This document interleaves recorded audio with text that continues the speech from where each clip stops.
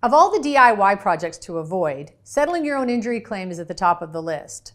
Why do you not want to do it yourself when you're dealing with an insurance company? Keep watching and we'll explain.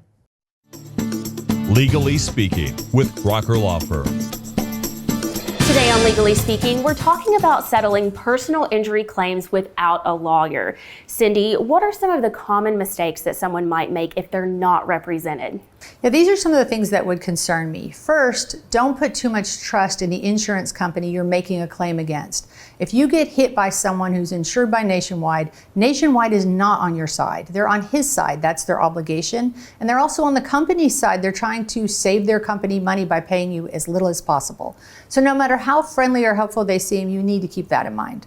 Number two, I think people let evidence get away from them that we would like to have. So when we're involved in a case, we want to get pictures of the car before it's repaired, pictures of the injuries before they heal. And if we're dealing with a trucking company or another big commercial company, there's probably evidence and documents we want to secure from them before it gets away from us.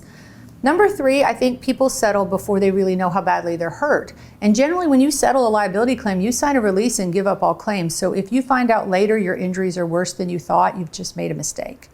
Number four, I think people settle without knowing everything that has to come out of that settlement. You want to account for all your bills, what's paid and not paid. And sometimes if your health insurance has paid bills that are related to a car accident, they're going to have a claim against your settlement. You certainly want to know that so you can take all that into account in judging whether it's a fair offer. And finally, I worry that people settle claims without identifying all of the insurance that could possibly pay them. If you're hurt very badly, you need to look for insurance wherever you might find it, and it can come from places that aren't obvious. The driver might have excess coverage, he might have been working, and his employer might have coverage.